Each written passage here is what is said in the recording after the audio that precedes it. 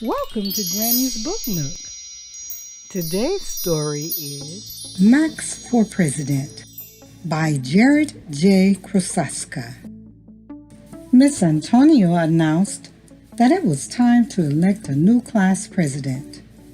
The president will have the honor of serving our school.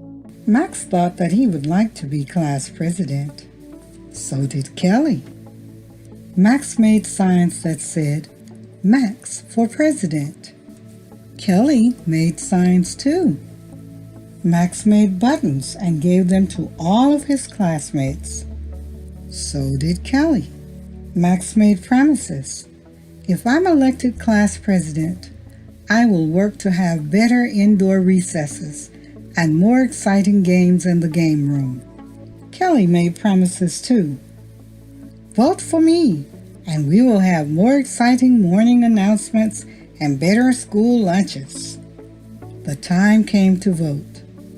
Every student could only vote for one candidate, Max or Kelly. Max waited anxiously. So did Kelly. After the ballots were collected and counted, Mrs. Antonio announced the winner. And the new class president is Kelly. Kelly cheered. Max didn't. Now, Kelly, your first job as president is to choose a good vice president. Kelly knew that she needed a good vice president to help get work done. She thought for a second and then asked, Max, would you be the vice president? I sure would. And from then on, both Kelly and Max worked hard to make their school a better place.